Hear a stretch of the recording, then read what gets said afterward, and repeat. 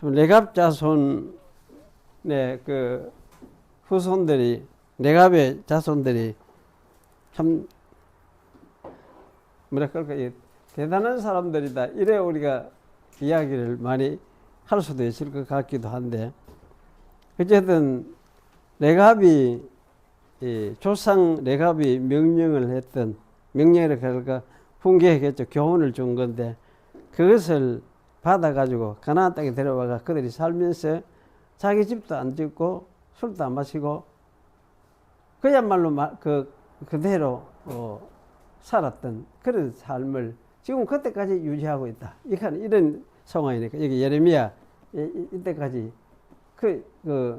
그걸 지키면서 살아가고 있다. 이런 일이 여러분이 가능하겠습니까? 못하겠습니까? 이게 하나님의 은혜로 된 겁니까? 이 백성들이, 자손들이 순종을 하려는 마음을 가지고 그렇게 살아서 그래 된 겁니까? 어찌 된 겁니까? 이게. 이런 부분이 이게 되게 어려워요. 애매하고 여기 요렇게도 하고 저렇게도 하고 참 어떻게 하기가 참 어려운 건데, 레갑 자손이, 저는 그렇게 생각해봐요. 레갑 자손이 죄성을 안 가진 인간은 아니라 죄성을 가지고 있어요. 그냥 가지고, 그게 죄성 없는 사람은 없거든. 그래 연약성을 가지고 있고 죄를 지을 가능성을 가지고 있는 사람들인데, 그 조상들의 말에 청종하면서 그거 말 따라서 지켜서 우리는 살아가야 되겠다, 이런 결심을 하고 그렇게 이제 살았어. 그때까지 이렇게 살았다는, 이거는 자기들이 그 결심, 이걸 지켜서 우리가 살아야 된다 하는 그런 결심을 너무나 명백하게 가졌던 것 같아. 그 결심 안 하고는 그게 안 되거든. 그 불가능해지거든. 그런 참 이거는 그 결심을 명백하게 하면, 우리 집은, 우리 가문은 하여튼 이 말을 그대로 지키고 우리는 살아가기로 결심을 하고 그대로 살아가야 간다, 이런 어떤 그 결심을 명백하게 막 가지고 그 전통으로 삼아서 그렇게 살았던 것 같다, 그런 생각이 들어요. 그런 측면에서 보면 이거는 사람의 마음에 결심이 없이 되는 일은 아니다 싶어요. 물론 크게 생각하면은 하나님의 은혜다, 이렇게 할 수는 있지만, 그 은혜는 은혜인데, 그럼에도 불구하고 은혜는 맞기는 맞지만은, 그러나 이제 그들이 이렇게 마음을 먹지 않고는 그게 유지가 되지 않는 불가능한 일들이 사실 벌어지고 있는 것 같아요. 그래서 사실은 이런 면에서 볼 때, 죄성을 가진 인간이지만은 믿음으로 이제 이 성경 말씀을 받아들이고 이걸 따라서 우리가 살아가야겠다, 이런 결심을 하고 가고 하는 거는 참 당연한 것이다. 또 실제로 그렇게 살아가는데, 하나님 안에서 살아가는데 그것이 굉장히 유익하고 그 삶을 지키고 따르도록 만들어주는 하나의 그 도구라 할까, 뭐 그런 역할도 하겠구나, 이제 그런 생각도 들어요. 그런데 사실 이런 것이 이렇게 되려고 하면은 하여튼 살면서 이게 뭐 자기 노력 없이 될 일은 절대 없어요. 고생하면서 실험도 하고 사고 그래 하면서 이런 이제 노력을 하면서 이래 살아왔으니까 이게 유지가 되는 거지. 참 이 측면을 우리가 참 잘 생각을 봐야 될 부분이다 싶어요. 참 레갑은, 어쨌든 레갑 자손은 신기한 사람들 같다는 느낌이 들면서, 사람이 이렇게 살기도 하는구나, 이걸 볼 때마다 이런 생각이 들어요. 이렇게 살기도 하는구나. 그래 참 하나님의 말씀이 그게 그렇게 되는 것 같아요. 저는 제가 어릴 때 자랐던 교회 그 사람들 생각을 해보면 그 이제 일제 시대를 통과하고 이렇게 하면서 그분은 그 이제 장로님인데 글을 옛날 공부를 못 해, 학교 공부를 못 했어. 글을 못 써. 못 쓰는데도 책을 읽는 거는 읽어. 그 성경을 매일 읽는데 언제 읽느냐면 밥 먹고 나면 그 자리에 앉아가 한 장 읽고, 점심 먹고 또 한 장 읽고, 저녁 먹고 또 한 장 읽고, 그거를 변함없이 계속해. 변함없이. 그게 사람이 진짜 그게 잘 안 되거든. 그 훈련이. 안 되는데 그게 되더라고. 그래, 사람이. 그래가, 그러면 교회 전도 사람이 없고, 뭐 설교할 사람이 없으면 그분이 설교를 다 해. 그걸 못 써도. 그걸 뭐 메모를 하는지 안 하는지 모르겠어요. 그래서 보면, 글을 쓴 거를 무자닥 쓴 거 보면, 글인지 뭔지 우리가 알 수가 없는 그런 것 같은데도. 그렇게 하시는 거 봤어요. 봤는데, 참, 하나님이 시대마다 사람들을 독특하게 사용을 하는구나. 그런 생각도 들기도 하면서, 그런 가운데서도 그렇게 살도록 원동력이 되게 했던 게 뭘까? 저는 이제 그분이 살면서 그분에게 주어졌던 그 독특한 은혜가 있어요. 그 이제 외정 때 그때 자기 제가 이야기하는 걸 들었어요. 그때 호열짝 하더라. 호열짝 뭐지요? 호열자가 코레라가 호열짝 하는 것더라. 옛날에 코레라 막 피도 사고 그러면서 그 걸려가 죽을 뻔했어. 죽을 뻔했는데 그런 중에서 한 번은 자기가 있는 방에 앉아가 쭉 신음을 하고 있는 판에 환상인지 뭔지 중에 이제 청년이 셋이가 자기 문으로 쏙 들어오더니만 딱 둘러앉더라. 앉아가. 그래가 뭐 소리를 하는데 소리가 뭐 천둥 소리 같이 들리대. 그래서 차에 그 앞에 이게 뭐 놓여 있는데 그래 이게 뭡니까? 자기가 물으니까 그게 죄다 이거 하고 그러더니만은 그것을 싹 그다가 갚으더라는 거라. 그러고 이제 그분들이 갚고 나서 조금 호일다 그래 나사가 살아났어. 그래서 이제 아마 그런 경험들이 그분의 생애에서는 그걸 붙들고 그 신앙을 그렇게 유지하도록 만들었던 것 같다 싶어. 그러니까 그때 기분이 그 삼위일체 하나님이다. 자기는 그렇게 이제 알고 있더라고. 아, 그분 삼위일체 하나님이더라. 머리는 보이지 않는데 하여튼 세 분이 같이 와가지고 천둥 같은 소리를 같이 하면서 그래 이야기를 하는데. 그래 이제 아마 그런 경험이 평생을 나는 이거를 여기에 말씀에 따라서 몸바쳐 살아가야겠구나. 아마 이런 경험 확신을 아마 준 것 같아요.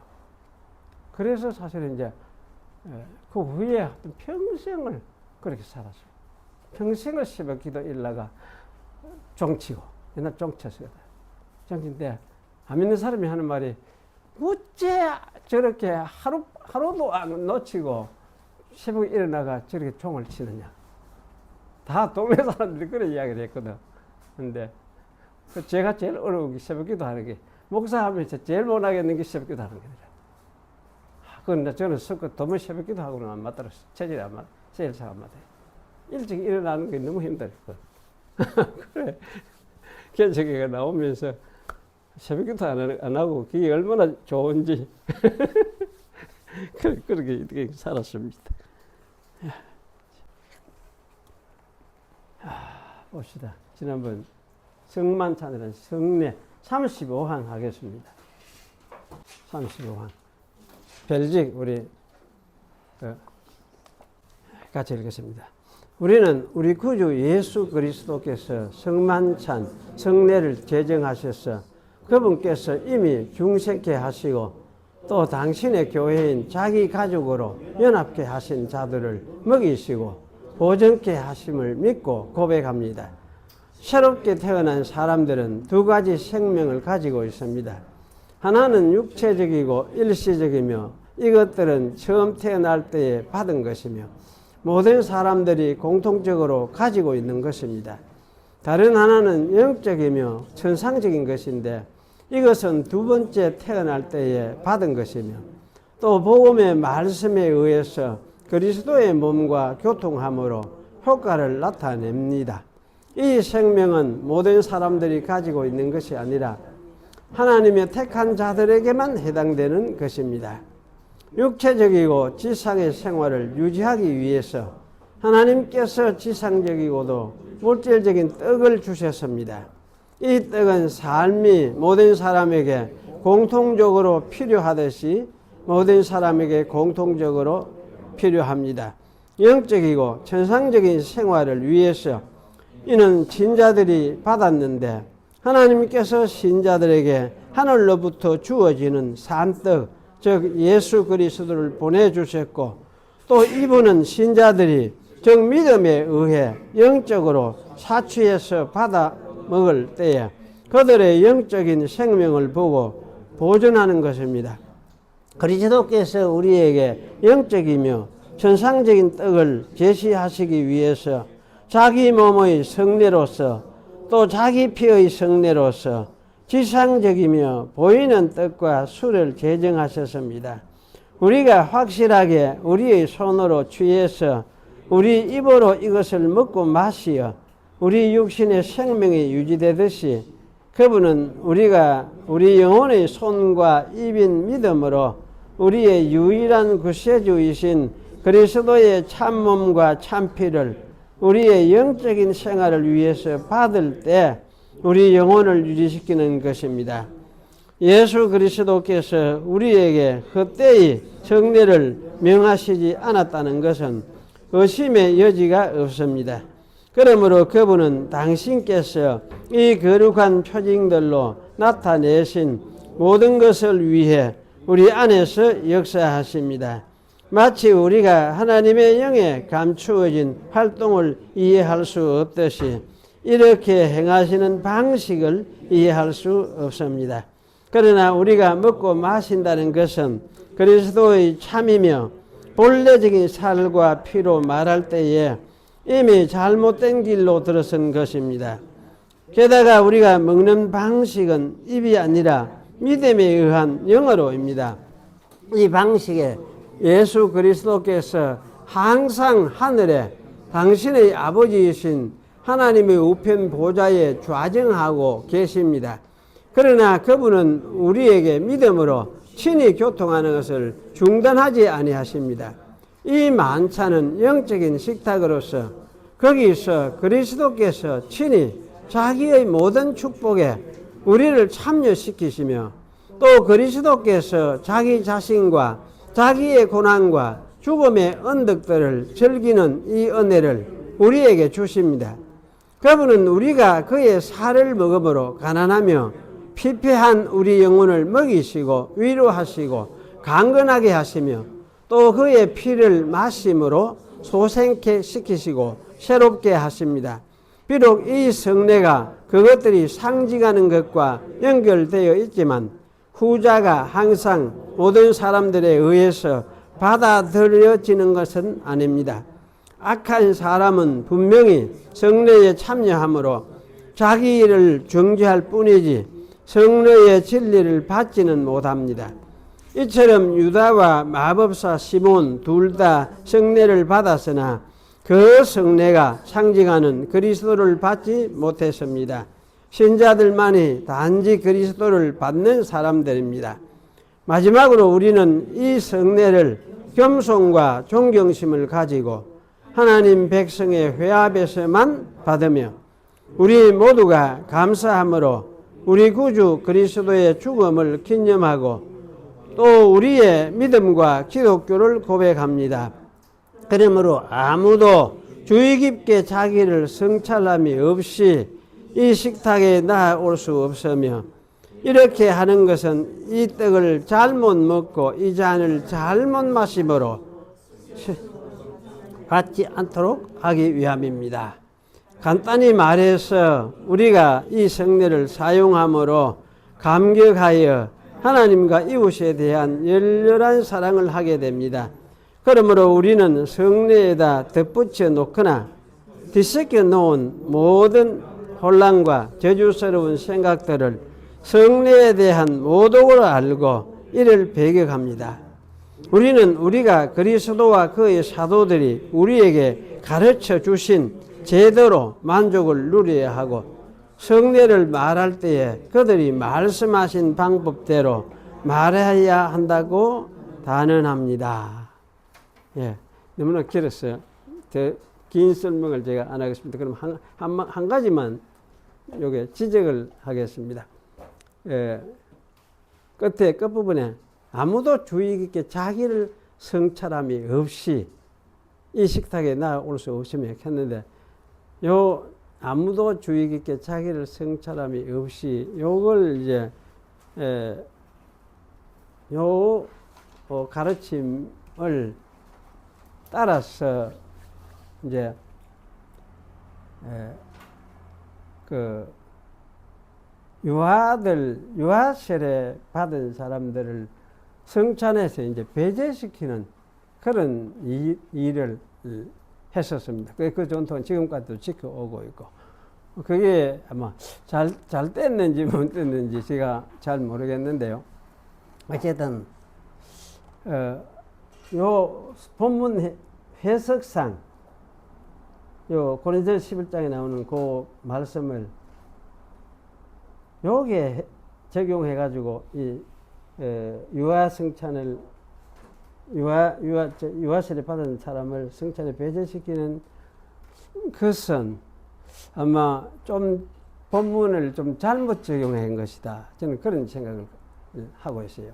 그래서 그런 부분에서는 앞으로 이제 어쨌든 좀 논의도 하고 해서 교회가 수정을 할 거는 좀 수정을 하고 고쳐가면서 이래 우리가 지켜가면 좋은데 한 분만 이래 정해놓은 거는 막 손을 잘 안 대고 하는 이제 그런 게 있고 또 이런 이야기를 제가 해보니까 뭐 펄쩍 뛰더라고. 그래서 사람들이 이런 이야기를 하면 마치 큰 뭐 또 이단이나 나오는 것처럼 이렇게 생각을 하는 그런 이제 그 생각을 태도를 가지고 있어서 그래 안 하고 좀 이런 걸 건설적으로 좀 논의를 하면서 이 본문에 이렇게 적용하는 것이 본문의 뜻하고 맞느냐? 본문의 뜻은 사실은 여기 이런 말을 이런 이야기를 하는 건 아니거든. 아닌 이제 성찬의 참된 뜻을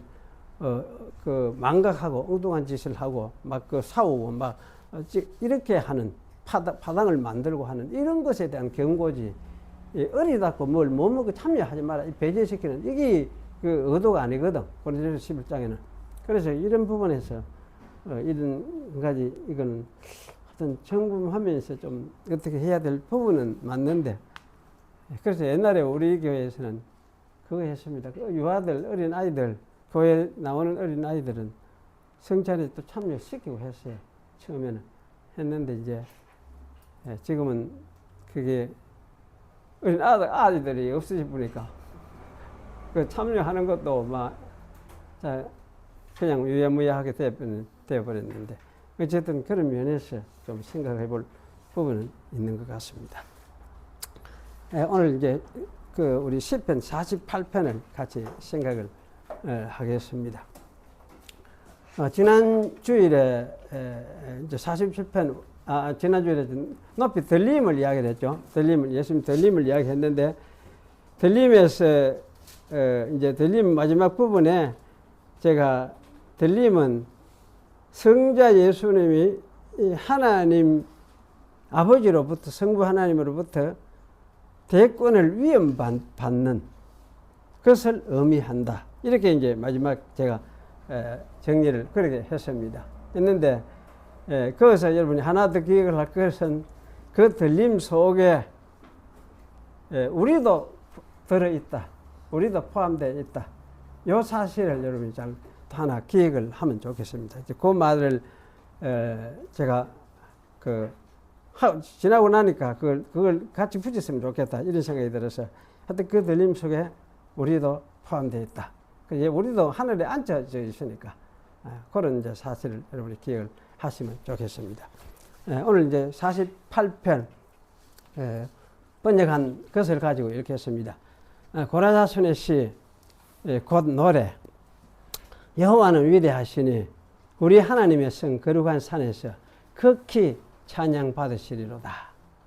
높이가 아름다워 온 세계가 즐거워하며 큰 왕의 성, 곧 북편 모퉁이에 있는 시온산이 그러하도다. 하나님이 시온산 성체들에서 자기를 요새로 알리셨도다. 이는 보라 왕들이 모여서 함께 쳐들어왔으나 여기 이제 높이가 아름다워 가는 거 아까 앞에 말을 땅이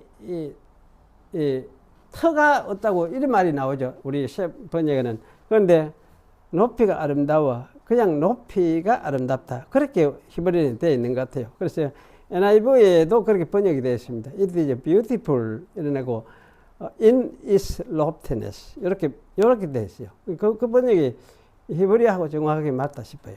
그래서 높이가 아름다워 온 세계가 즐거워하며 큰 왕의 성 곧 북편 모퉁이에 있는 시온산이 그러하도다.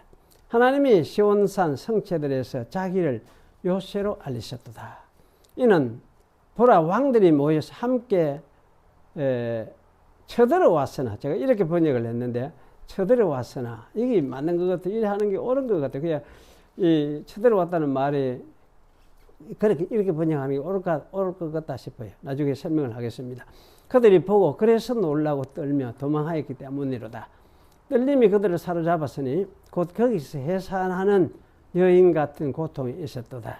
주께서 동풍으로 다시스의 배들을 깨뜨리실 것이다. 우리가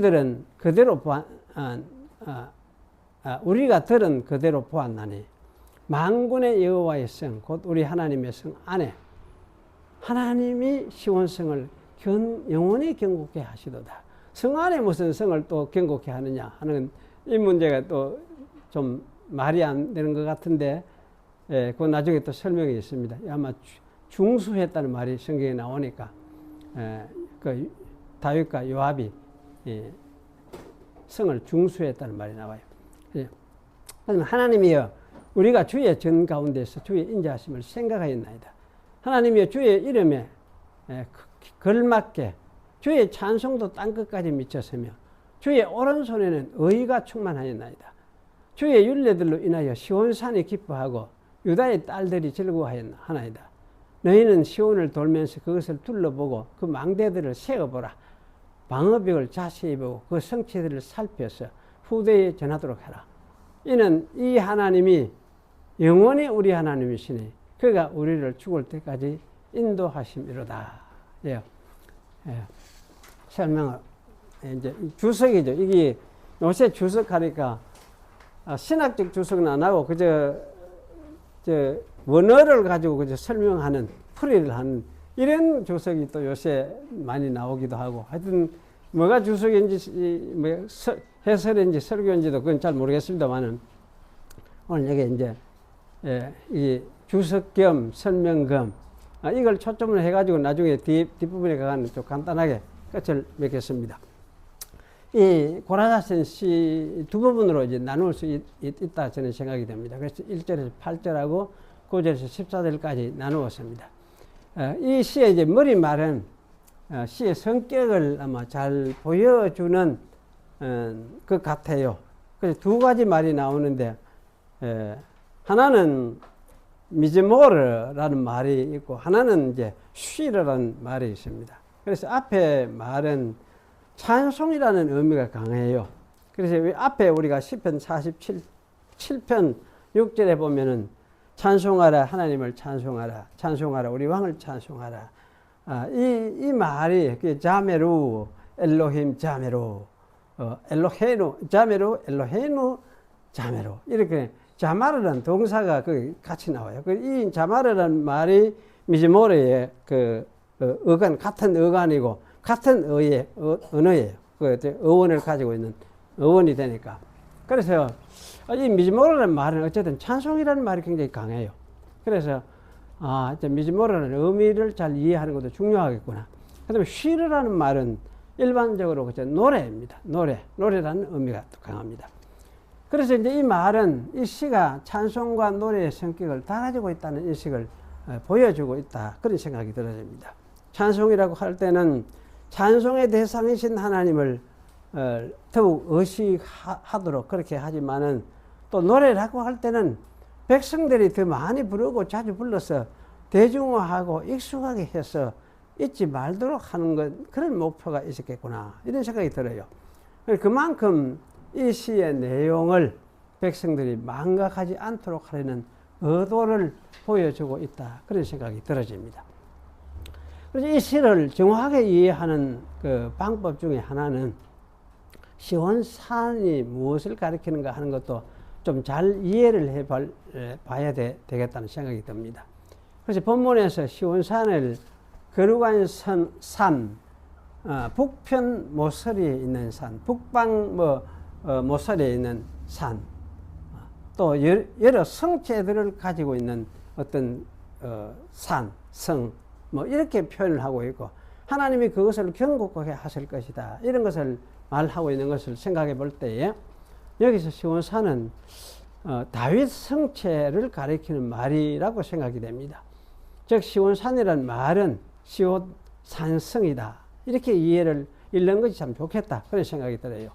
그래서 이 시온 산성 안에 옛날 아브라함이 백세 난 아들 이삭을 제물로 드렸던 장소도 있고 또 다윗이 하나님의 은혜를 망각하고 죄를 범했을 때에 희생 제사를 드려서 이스라엘 백성들의 죽음을 막기도 한 곳이 있습니다.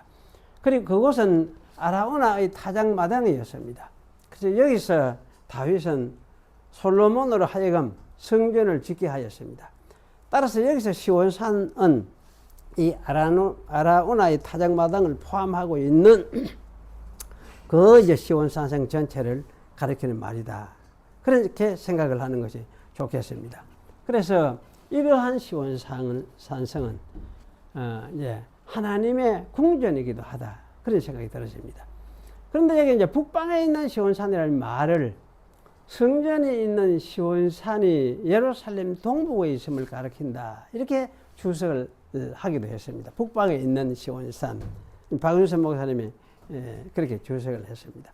그런데 여기 이제 똑같은 유의 그 주석을 한 분이 에프 델리츠라는 분이 이분은 이제 좀 오래된 18세기 사람인가 그런데 17세기가 18세기가 그런데 여기 시온산을 이제 성전 언덕으로서 더욱 한정적으로 규정되어야 하며 더욱 좁은 의미에서 시온은 사실상 고대 예루살렘의 북동편 귀퉁이를 이룬다. 이렇게 주석을 했습니다. 저는 이제 이러한 이해도 충분히 가능하다. 이것도 참 틀린 것이 아니고 참 좋은 그 주석이다. 그런 생각이 들어요. 그래 하면서도 저는 이제 이 북방에 있는 시온산이라는 이 말은 유다지파의 지리로 볼 때, 유다지파가 나누어 가진 그 지리적으로 볼 때에도, 지리적 경계로 볼 때에도 북쪽에 있는 모퉁이라는 뜻으로 그렇게 이해하는 것이 옳겠다. 그런 생각이 들어집니다. 왜냐하면 이 11절에 보면은 유다의 딸들아 하는 것을 이제 NIV에서는 빌리지 오브 주다 일어났어요. 그래서 주다의 마을들아 이렇게 해야 되는데 주다의 그 말이 사실 딸들아 하는 말이나 같은 말이다. 그런 생각이 들어요. 왜 이제 실제 이건 더 밝혀서 유다의 딸들아 하는 게 참 이게 뭘 막 가르치는지 애매하고 헛갈리게 만드는데 NIV는 이거를 좀 이제 이거는 마을들이라 이렇게 이제 번역을 한 것 같아요. 그렇게 번역을 하는 것이 더 한편으로는 좀 뜻이 좀 죽어버리는 면도 여기 있는 것 같은데 또 살아나는 어떤 면에서는 구체화되고 분명해지는 것도 있는 것 같고 그런 이제 장단점이 있는 것 같습니다. 그래서 어쨌든 유다 중심으로 말해야 하는 이유는 메시아의 약속이 유다 지파에 주어져 있기 때문입니다. 그러므로 이 유다 지파의 북쪽 모퉁이 그 북쪽 모퉁이 맞거든요. 예루살렘이 유다 지파의 북쪽 모퉁이. 이렇게 이해하는 것이 더 좋을 것 같다. 그런 생각이 들어집니다. 그런데 이제 이렇게 이해하지 않고 이것을 신화론적으로 이해하는, 성경에 그 신화가 들어와 있다. 고대 근동에 신화가 들어와 있다. 이래서 이 북방에 있는 시온산이라는 이 말은 고대 근동 신화론에서 가져온 것이다. 이렇게 생각을 하는 그런 이제 사람들이, 주석가들이 또 많이 있어요. 이거는 진보적인 그런 주석가들. 그래 신학적인 것, 계시 이런 걸 무시해버리고 그저 그 문학적인 접근에서 접근한 이런 사람들이 이런 식의 이제 그 주석을 시도를 하고 있어요. 그래서 어쨌든 이런 시도는 별로 옳지 않은 시도다. 그런 생각이 듭니다.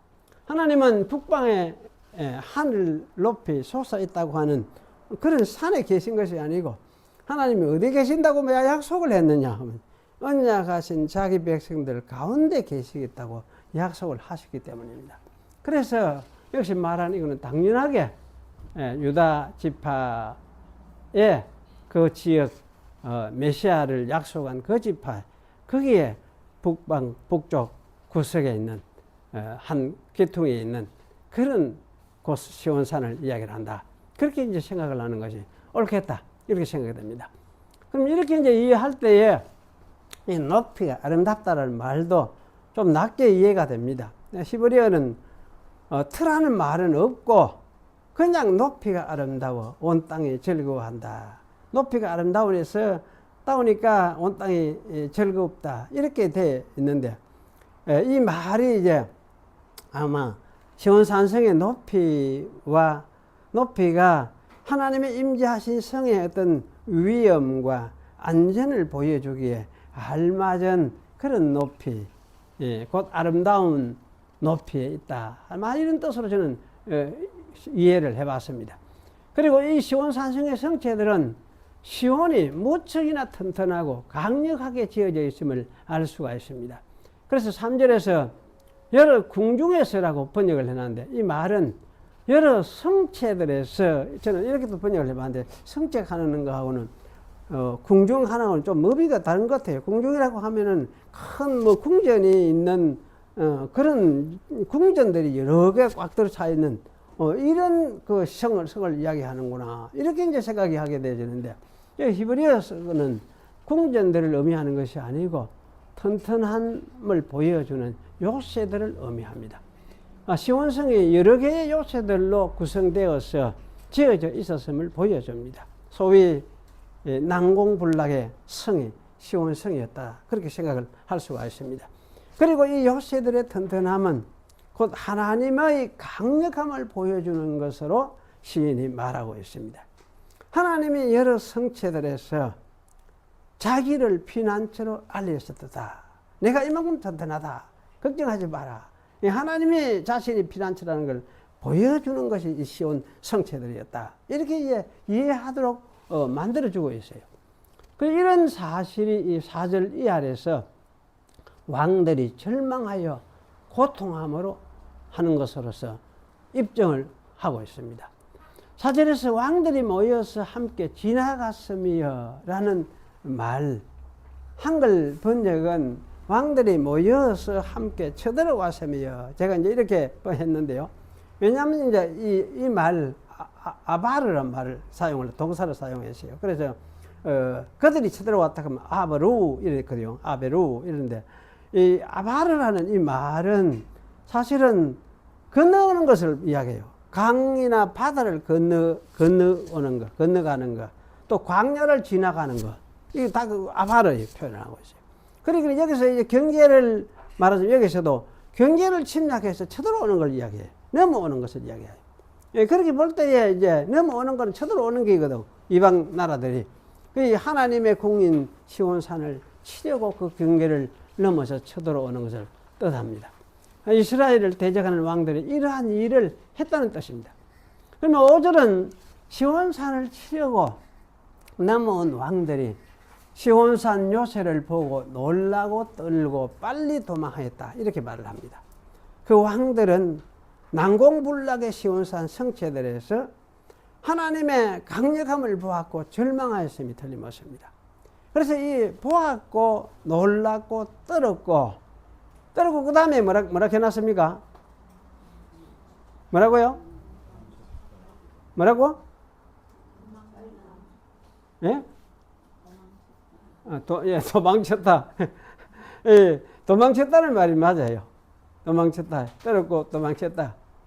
이걸 이제 이렇게 되어 있어요. 그리고 그들의 떨림이 얼마나 컸던가를 6절이 보여주죠. 그 떨림으로 인해서 고통이 해산하는 여인의 고통 같다. 이렇게 말을 하고 있습니다. 그리고 7절에서 시인은 이런 하나님의 보호하시는 사역을 더 큰 차원으로 이제 확대시킵니다. 이때까지는 역사 속에서 아마 이런 것을 봤고, 7절에는 이제 더 큰 차원으로 확대시키는데, 뭐라 하느냐 하면, 주께서 동풍으로 다시스의 배들을 깨뜨리실 것이다 라고 말을 합니다. 다시스는 요나가 도망갔던 다시스와 같은 이름입니다.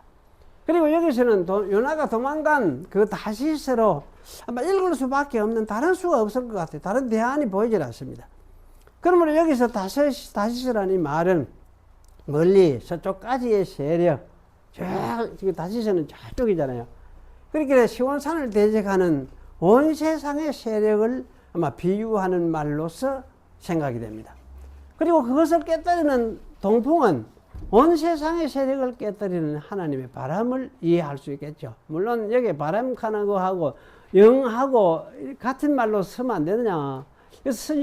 그 같은 말로 써도 될 것 같아요. 하나님의 영이 그러하지 뭐 바람이 그럽니까? 그러니까 여기만 하나님의 영이라고 번역을 해도 될 것 같아요. 그래서 일단 동풍으로 번역을 했으니까 온 세상 세력 여기에서 하나님의 영이 시온을 보호하고 굳게 세우실 것을 말씀을 하고 있어요. 이런 것을 이제 이사야 선지자들은 말을 하고 있습니다. 또 이제 다시스의 배들이라는 말, 이 배들이 그럼 어떤 데서 어떤 것에 그 서쪽에서 오는 이 세력이 어떤 세력인지 그걸 막 암시를 해주고 있어요. 그래서 이 배들이라는 말은 아니요트라는 말인데, 전함을 말하는 것이 아니에요. 상선, 유람선, 여객선 같은 일반 배를 뜻합니다. 따라서 여기서 다시스의 배들이라는 말은 권사라기보다는 돈과 부요를 하나님처럼 섬기는 세력을 의미하는 것 같다. 그런 생각이 들어집니다. 앞에서 여러 군왕들, 그 군사들의 세력이 몰려왔다가 시온 성체들 앞에서 절망하고 도망하는 것을 말했다면은 7절에서는 돈과 부요를 신으로 섬기는 온 세상의 세력을 하나님께서 깨뜨리는 것을 말씀하고 있다. 이렇게 이해를 할 수가 있겠다. 그런 생각이 듭니다. 그런데 여기서 이제 한 가지 더 생각할 것이 있습니다. 주께서 동풍으로 다시스의 배를 깨뜨릴 때가 언제냐? 본문에서 이제 깨뜨린다는 말을 그 미완료형 동사를 사용을 하고 있어요. 그 미완료형 동사라는 말은 보통 미래 시제로 읽는 형태의 동사입니다. 과연 여기서도 미래 시제로 읽는 것이 옳을까? 그 참, 그죠? 근데 이것에 대해서 8절을 읽고 나서 좀 생각해 보는 게 좋을 것 같아요. 8절의 앞구절은 이 시인들이 시온성이 견고하게 지어졌다는 소식을 듣기는 들었는데 직접 보지는 못하고 있다가 비로소 와서 보았다는 사실을 암시하고 있습니다. 우리가 들은 대로 만군의 여호와의 성, 우리 하나님의 성에서 보았나니 라는 이 구절이 이 사실을 암시를 해주고 있습니다. 그러면 와서 무엇을 보았다는 말일까? 그건 말 것도 없겠죠. 앞에서 말했듯이 이 성이 참으로 난공불락의 성처럼 견고하게 지어졌다는 사실을 와서 비로소 확인하게 됐다는 말이죠. 눈으로 보고. 그 견고한 성체들에서 시인은 하나님의 강령하심을 확인하게 되었다는 것을 말해 주고 있습니다. 그리고 그러한 견고함을 확인하고 나니까 진짜 이거는 하나님이 시온성을 영원히 견고하게 하시겠구나. 그렇게 생각할 수밖에 없었던 거죠. 그 사실을 깨닫게 된 거죠. 그래서 시인들은 하나님이 시온성을 영원히 견고하게 하시겠구나. 이렇게 이제 말을 하게 되었던 것입니다. 노래를 했던 거죠. 물론 시온성을 영원히 견고하게 하시는 것은 미래의 일인 것이 틀림없습니다. 이 시인들의 입장에서 보면 그렇죠. 미래의 일. 하지만 이것은 아마 진리이기 때문에 현재로도 읽을 수도 있겠다는 생각이 들어요. 그러나 영원히 견고하게 하실 일은 어쨌든 미래의 일이라고 말하는 것이 옳겠습니다. 이런 관점에서 볼 때에 7절에서 다시스의 베드로를 동풍으로 파괴한다는 말도 미래의 일로 읽는 것이 옳겠다, 그런 생각이 듭니다. 그리고 정치적인 세력을 깨뜨리는 일들은 이스라엘 역사에서 많이 경험해 왔었지만 먼 다시스로부터 오는 물질주의 세력, 부에 대한 이 부가 이게 참 좋은 것 같은데 이 부가 제일 무서운 게 뭡니까? 마귀 노릇을 해요. 이게 우리가 참 감당할 수 없는 게 사실 부라는 생각이 들기도 하는데, 감당을 하면 되지. 예수 믿으면, 확실히 믿으면은. 그런데 참 어려워요. 쉽지가 않아요. 근데 이 물질주의 세력, 이 세력이, 그걸 깨뜨리는 거. 그 시인들이 볼 때는 어쨌든 이건 미래에 올 일이구나. 아마 이렇게 생각을 했던 것이 틀림없겠다. 그런 생각이 들어집니다. 따라서 이제 당연히 이 시는 시인들이 직접 와서 견고하게 세워진 시온성을 보고 나서 지었을 것이라 생각하는 것이 자연스럽습니다. 필자는 이제 그러면 이 언제 지었느냐 생각할 때 아마도 이거는 다윗과 요압이 예부서를 치고 난 후에 성을 두루 쌓고 중수한 후에 비로소 고라 자손들이 와서 쌓은 성을 직접 보았을 것이다. 그런 생각이 들어집니다. 이게 중수했다는 말은 기본 성들만 무너지고 한 것을 있는데 그걸 새로 쌓고 또 외성 내성 거기서 둘러 새로 쌓고 견고하게 쌓은 아마 이런 것을 두고 이야기를 한다. 그렇게 생각할 수가 있겠다는 생각이 듭니다. 그래서 이 시에서 어쨌든 강조되는 것이 뭐냐 하면은 시온 산성이에요. 산성. 그 시온 산성은 하나님의 성, 큰 왕이신 하나님의 성, 여러 성체들, 만군의 하나님의 성, 우리 하나님의 성, 주의 전, 시온산, 시온과 그 망대들, 성부가 성체들, 이런 식으로 전부 그 산성에 대해서 이야기를 하고 있어요. 그래서 시온 산성에 대한 이 말로서 이 시는 사실 꽉 차 있다는 생각이 들어지는데, 이런 것을 볼 때에 시온성이 그 성체들과 망대들로 지어진 것을 둘러보고 난 후에 아마 감격해서 이 시를 지은 것이 틀림없겠다. 저는 이런 이제 추측을 해봐요. 이렇게 이제 추측을 이렇게 안 하고 아주 후대에 막 그 히스기야 시대에 뭐 이런 때 끌을 이제 산헤립이 쳐들어왔을 때 아마 그럴 것이다. 이렇게 말을 했었는데 그거는 좀 안 맞는 것 같다는 생각이 들어요. 그런데 여기서도 한 가지 이제 고려할 점이 있는데, 이게 주의 성전이라는 말이 솔로몬이 성전이 가면 뭡니까? 다윗이 지은 게 아니잖아요. 솔로몬이 지었거든. 그래서 솔로몬이 지은 성전을 생각하게 되니까, 성전은 그러면 주의 전이라고 하는 그 말이 다윗 시대에 그거하고는 통 안 맞는데, 이런 문제가 생겨나니까. 그런데 사실 이 성전이라는 말, 주의 전이라는 말은 헤칼이라는 히브리 말인데, 이 헤칼이라는 이 말은 성전을 가리킬 때도 이 말을 써요. 하나님의 전, 하나님의 집이 하나님의 궁전이다. 이런 뜻으로서 성전을 집이래요. 집을 있는데 큰 집을. 그래서 성전을 가르칠 때도 이 말을 쓰이고, 궁전을 가르칠 때, 왕궁을 가르칠 때도 사실 이 말이 사용되고 있어요. 그래서 궁전을 가르치기도 하고, 또 어떤 때는 우리 천주교 요새 많이 쓰더라. 본당 성부, 이 가다요. 크게 지어난 건물 중에서, 그 중에서도 가장 중심이 되는 큰 건물, 본당, 이런 뜻으로도 이 말이 사용되고 있어요. 근데 여기서 이제 이런 관점을 보면은, 여기서는 성전이라는 개념보다는 궁전, 이런 뜻으로 읽는 것이 좋겠다. 그런 생각이 들어져요. 그래서 다윗과 요압에 의해서 요새와 같이 견고하게 지어진 시온성 안에 다윗이 살게 된 것을 생각을 하면은, 시온성의 모든 건축물들은 이거는 주님의 인자하심 때문에 이루어진 것이 틀림없구나. 이런 것을 상기한 것은 틀림없다는 생각이 들어요. 그래서 이제 고라 자손들은 그 성 전체를 아마 주의 전, 곧 주의 인자하심으로 만들어진 주의 궁전이라 불렀었겠구나. 이런 생각을 하게 됩니다. 이렇게 볼 때에 다윗과 요압이 처음에 여부스 사람들의 그 요새였던 시온을 빼앗아서 성과 성체들을 건축한 후에 그것을 와서 본 고라 자손들에 의해서 이 시가 나왔을 것이다. 이렇게 생각하는 것은 큰 문제가 없겠다. 저는 이제 그런 생각을 하고 있습니다.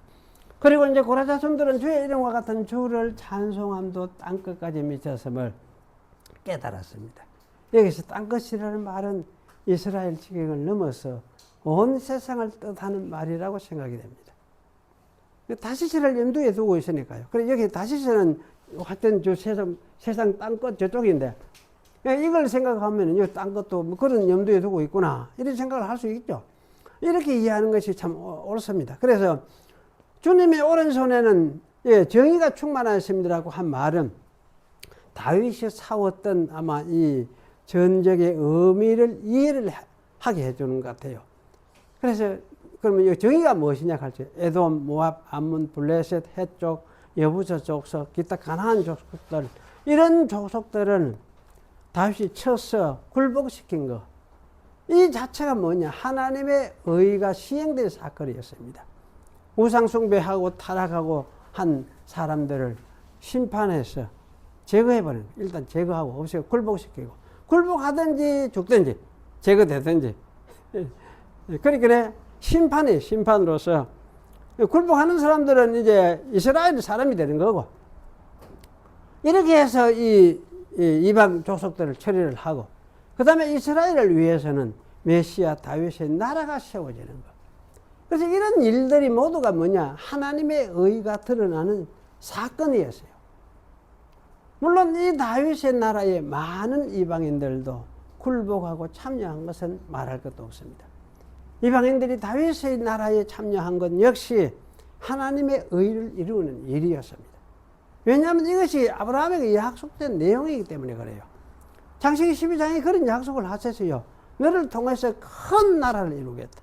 그리고 큰 민족들, 여러 민족들이 합쳐져서 이루어지는 큰 나라를 이루겠다. 그런 나라를 이루어졌어요. 그런 나라를 이야기하면서 뒤에 가보면 이제 17장 계속 넘어가 보면은 나중에는 그것이 하나의 온 세계 민족들로 이루어지는 하나의 새로운 공동체를 이야기를 하고 있어요.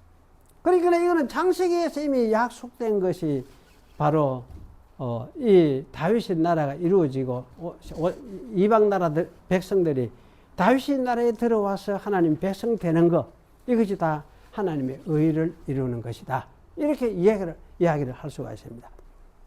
그리고 11절에서 주의 심판 혹은 판단이라고 번역된 말 나오는데 이 규례, 여기 이제 미스파트라는 이 말은 규례, 율례, 공의, 뭐 이렇게 여러 가지 말로 번역이 돼요. 그래서, 이 말은 어쨌든 뭐냐 할 때에 하나님의 그 인자하심으로써 우리에게 베푸신 그 은혜를 가지고 그 정신을 가지고 삶에서 구체적으로 그걸 적용하면서 실행하면서 살아가는 것. 이것을 두고 이야기를 합니다. 그래서 그런 삶을 구체적으로 자세히 안내하고 가르쳐 놓은 율례, 그것을 두고 여기 이제 미스파트, 이렇게 이야기를 하거든요. 그래서 이제 이런 성격을 가지고 있기 때문에 이것을 공의 이렇게 번역을 하고 이해를 하려고 합니다. 그래서 세상에서 말하는 공의가 아니고 하나님 나라 안에서, 이스라엘 나라 안에서 공의가 무엇이냐 할 때에 하나님의 그 자비하심을 생활 속에서 적용해가 이렇게 살고 이렇게 행하고 하는 그런 이제 기본 룰을 둔 것을 이야기해요. 그래서 이것을 이런 의미로서 공의 이렇게 말을 합니다. 그래서 서로 간의 관계 속에서 이제 하나님의 자비가 나타나도록 한 것을 이야기를 하고 있습니다. 그래서 하나님께서는 이스라엘 백성들로 하여금 이렇게 인자를 베풀어서 살도록 만들어 놓았습니다. 그래서 시온산과 유다는 이것을 즐거워하라 이렇게 말을 하고 있어요. 그러면 이스라엘 백성은 무엇입니까?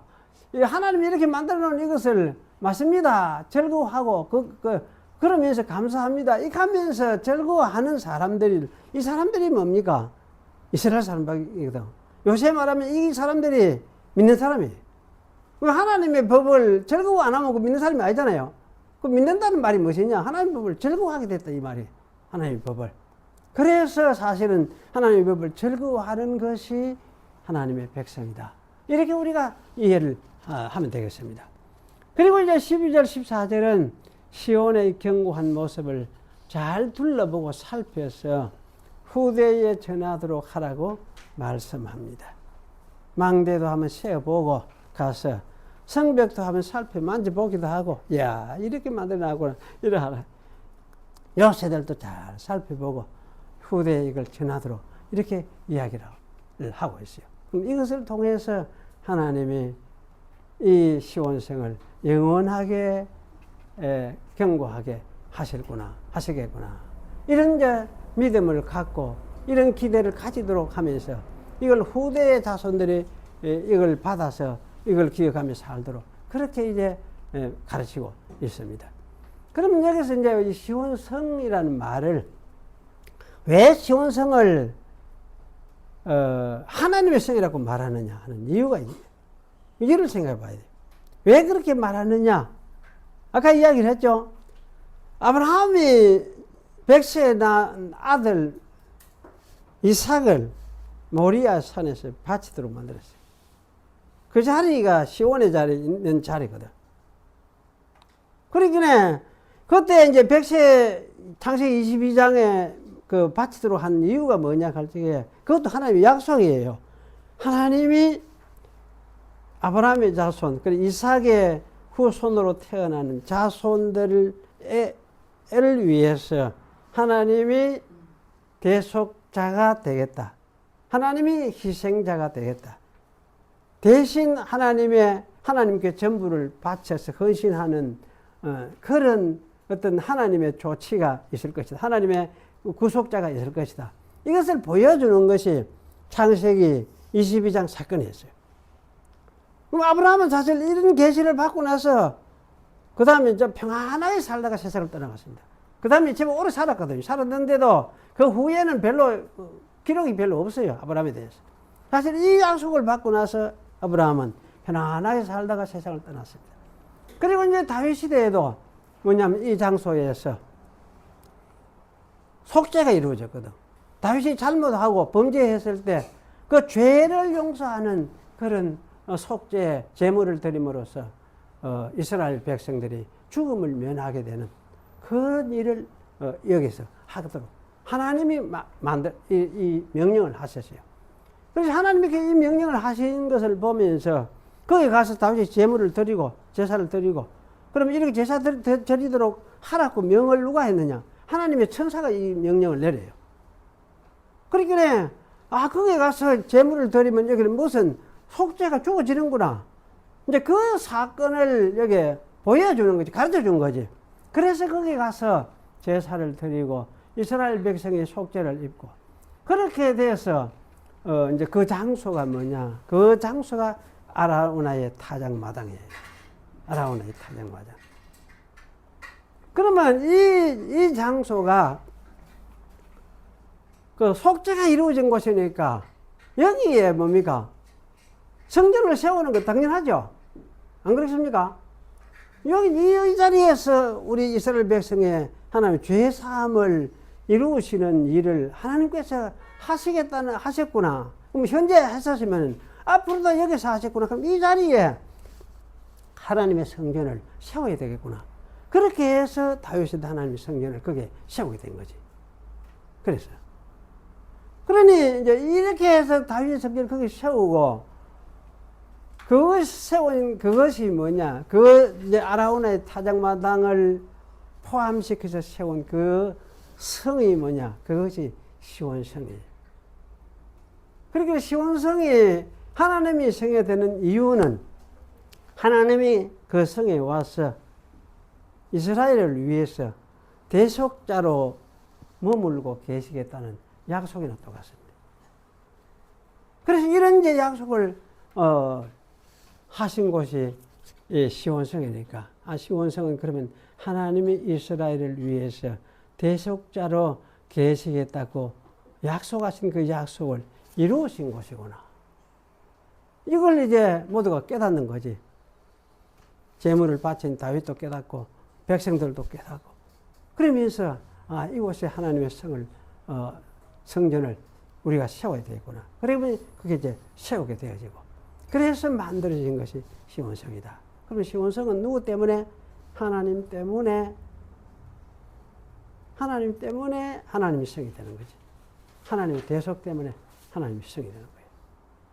그래서 이 이제 시온성은 그러면 결국은 시온성은 뭐냐 할 때 시온성은 이스라엘이나 야곱에게 약속했던 이스라엘이나 똑같아요. 이스라엘 제가 지난번에 이스라엘을 이야기를 하면서 강조를 했던 게 있는데 이스라엘 속에 하나님이 계신다 했죠. 이스라엘 속에 하나님이 계신다 했죠. 이스라엘 속에 하나님이 계신다는 말은 늘 내가 몇 번이나 적어서 왔는데 히브리어 이거는 아는 게 좋아요. 뭐 히브리 몰라도 되는데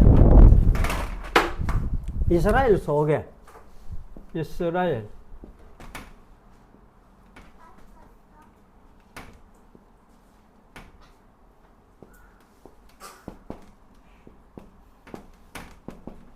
이게 이스라엘이에요. 이스라엘인데 여기 하나님 찾아보세요. 어느 게 하나님입니까? 하나님 찾아보세요. 하나님 있어요. 엘이죠. 엘. 이게 하나님이에요. 이게 하나님. 그럼 이게 하나님 빼보면 뭐 돼요? 하나님 빼보면 다 없어. 아무것도 없어. 엘리 이게 하나님이에요. 이게 창세기에 말했던 나타났던 성자 하나님이에요.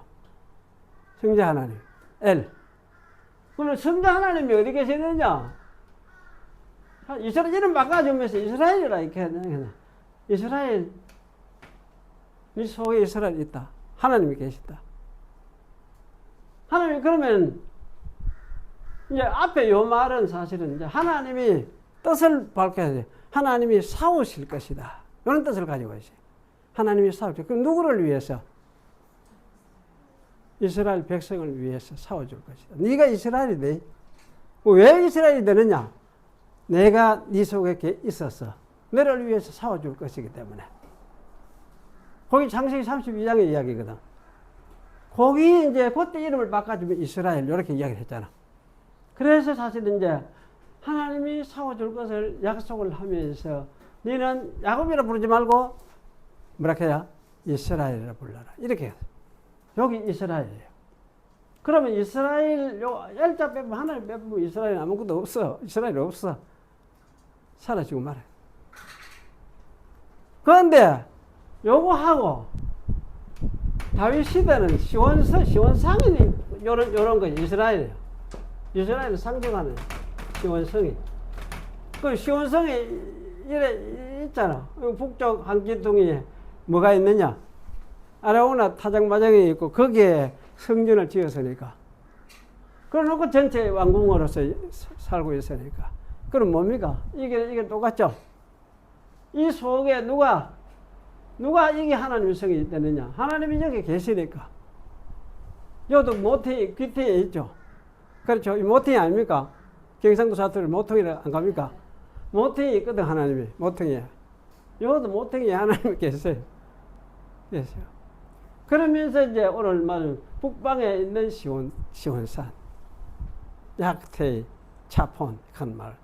북방에 있는 시온산. 그 북방 저 하늘 어디에 있는지, 그 신화론에 나오는, 고대 신화론에, 북방 하늘 어디 높은 산에, 거기에 이제 하나님이 계셔서 신들을 모아놓고 어전회의를 하고, 그런 식의 이제 신화론들이 있어요. 그런데 그런 게 아니고, 여기에 하나님이 계신다. 여기 이스라엘 속에 하나님 계신다. 성전에. 어떤 사람으로? 대속자로.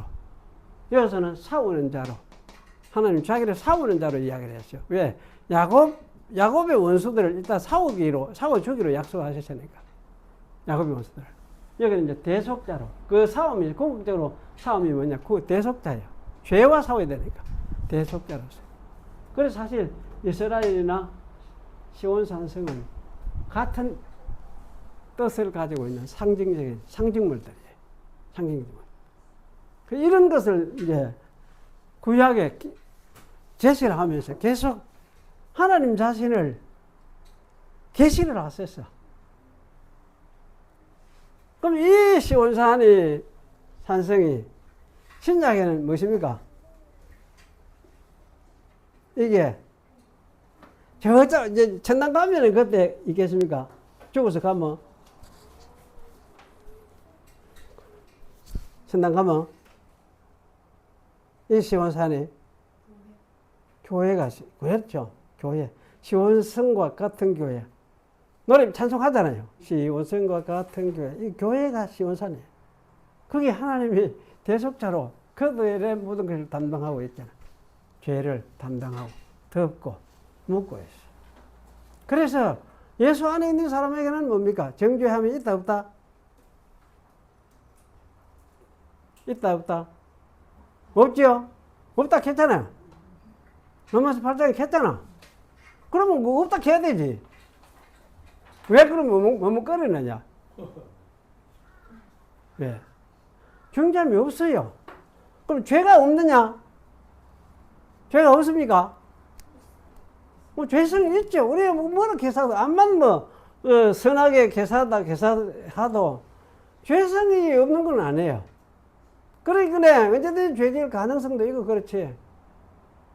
그럼 이 죄성은 나중에 이제 우리 이 육신을 없애빼야 죄성도 없어질 거지. 그 죽어야 이게 죄성이 없어지지. 그렇지만은 죄성이 있지만은 살아있는 죄성이 우리들에게도 죄성이 있지만은 그것 때문에 하나님이 우리를 정죄하는 것이 아니다 그 말이에요. 예수 안에 있는 사람은 정죄함이 없나니. 그래서 예수 안에 있다는 말은 예수님을 믿는, 예수님을 하나님의 아들로 내 구주로 믿는 거지. 왜냐하면 오늘 대속이니까, 대속자니까, 나를 위해서 대속하신 분이니까. 그렇게 믿는 사람에게는 정죄함이 없다. 없죠. 없어요. 그러면 어떻게 사느냐 할 때, 뭐 정죄함이 아까 이야기했듯이 하나님이 주신 마음, 하나님이 주신 마음이 뭡니까? 믿음의 마음, 믿음의 도리를 가진 마음이에요. 이것이 사실은 성령이에요. 성령이 따로 있는 게 물론 따로 계시는 분이지만은 이게 우리 속에서 뭐냐? 성령으로 지금 일을 하고 계세요. 이것이 때로는 인격으로 막 이렇게 살아서 막 역사도 하고 해요. 하지만은 그렇지 않을지라도 믿음 가지고 살아가는 우리들이 살면서 예수님을 믿고 구주로 믿고 그분의 말씀, 큰 덩어리로 말하면 뭡니까? 사랑이지. 그 사랑은 율법의 완성 아닙니까? 율법의 완성. 율법의 조항들은 뭡니까? 있다 없다? 신약의 그리스도에게는 율법의 조항들은 있습니까 없습니까? 이거 말 잘못하면 큰일 난다. 예. 사실 조항들은 뭐라게 되노? 뭐라고 했고? 조항들 도말했다 않겠습니까? 예, 도말해버렸거든. 도말해버렸다. 사고 없애빈 거지. 덮어 씌워본 거지. 씌워본 거지. 그러면 뭐가 있습니까? 대신에 그 율법을 완성시켜서 사랑으로서 우리에게 줘놨거든.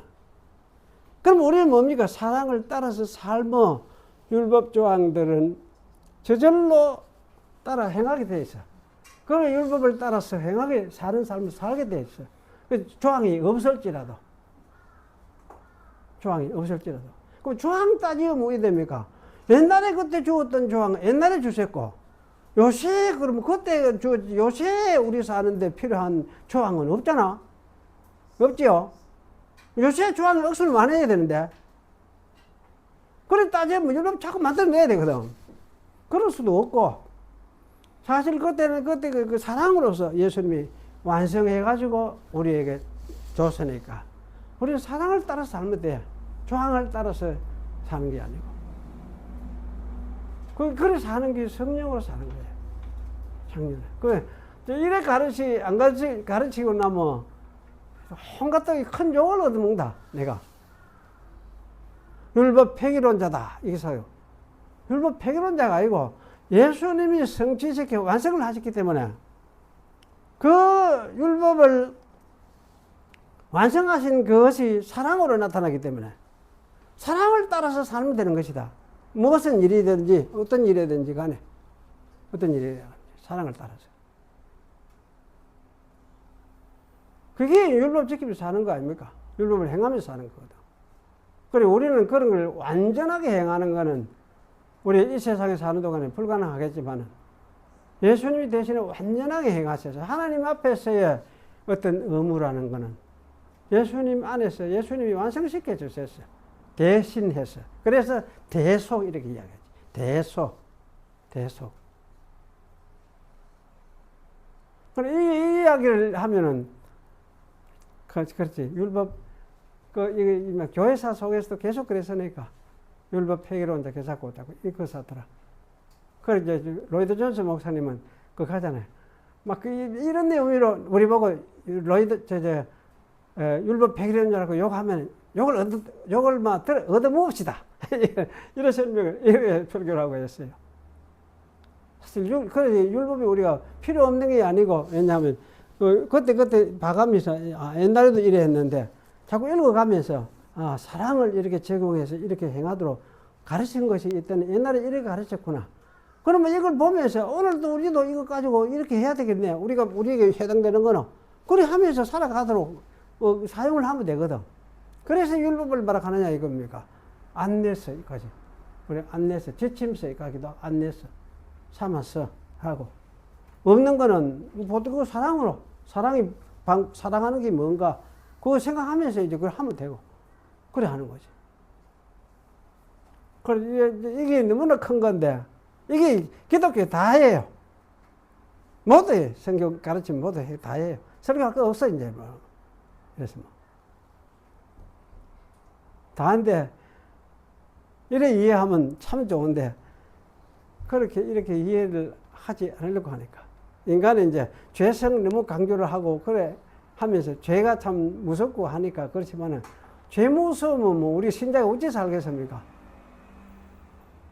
죄를 우리가 무서워하면서 살 사람이 신자는 아니잖아요. 아니요, 네가 먹었고 이렇게 하면서 우리가 살아야 돼. 죄를 향해서도 네가 먹었고 이렇게 하면서 우리가 살아야 되지. 주님을 생각하면서 살아야 되지. 그래, 좀 우리 교회가 사실은 이제 시온성이다. 이걸 이제 신약에서는 예수님부터 하나님의 나라 이렇게 이야기를 했어요. 교회를 하나님의 나라라고 해서. 사도행전 보면 하나님 나라예요. 처음부터 하나님 나라. 마지막 장에도 가면 하나님 나라. 사도행전에 하나님 나라예요. 나라인데 교회가 뭐냐? 하나님 나라예요. 그럼 이 나라의 완성은 뭐 예수님 재림해야 완성이 되지. 그때 소위 말하는 우리 이제 천당, 천국, 그때는 완전히 드러나겠지만, 그러나 이것도 현재도 그때 못지않는 영광 속에서 들어있는 것이 교회입니다. 그래서 이걸 여러분 잘 이해를 하시고 다 마음에 새기고, 그리고 이걸 믿음으로 해서 되새기고 하면서 사는 거예요. 그럼 살면은 이게 이자쁘고 살다가도 이게 진짜 맞는가? 어떤 문제에 부딪히거나 고민도 하고 막 실험도 하고 막 기도도 하고 낙심도 하고 이래서 하면서는 또 확인도 하고 그러면서 살아가는 거예요. 그러면서 살아가는데 주님의 성령은 우리를 이제 붙들어 주고 믿음을 주고, 그래도 이게 생명이다 이렇게 받아들이고 믿고 따르도록 만들어 주시고, 그러니까 죽을 때까지 우리를 인도하신다. 죽을 때까지 인도하시는데, 나중에 죽을 때 이후에 죽고 나면 뭐 됩니까? 죽고 나면 이제 주님 품에 있는 거지. 주님과 함께 있는 거지. 주님과 함께. 죽고 나면 어딨냐 할 때 주님과 함께 있다 이렇게 했으니까 성경에는. 예.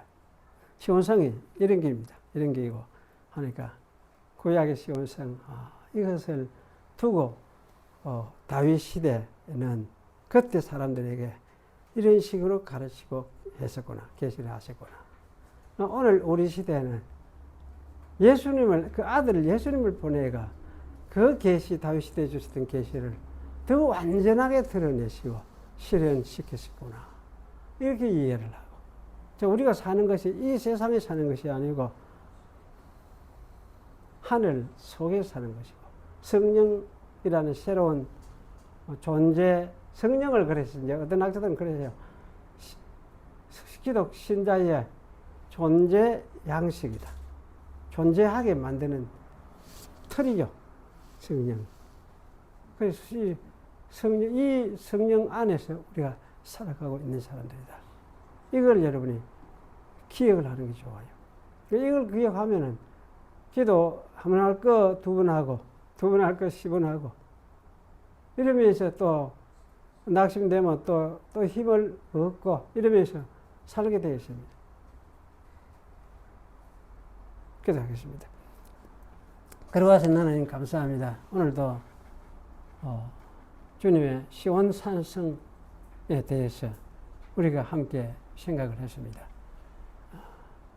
옛날에 주었던 그 계시를 우리가 예수님을 통해서 어떻게 또 이해해야 될 것인가 생각하면서 참 시온산성의 튼튼함을 요새임을 우리가 생각하고 예수 그리스도 안에서 우리가 그 요새 안에 들어와 있음을 다시금 되새겨사오니 주님이 저희들 하여금 이 확신 속에 또 이 믿음 속에서 하나님의 백성으로 담대하게 살아가는 그런 저희가 되도록 늘 붙들어 주시고 이끌어 주시옵소서. 예수님의 이름으로 기도하옵나이다. 아멘.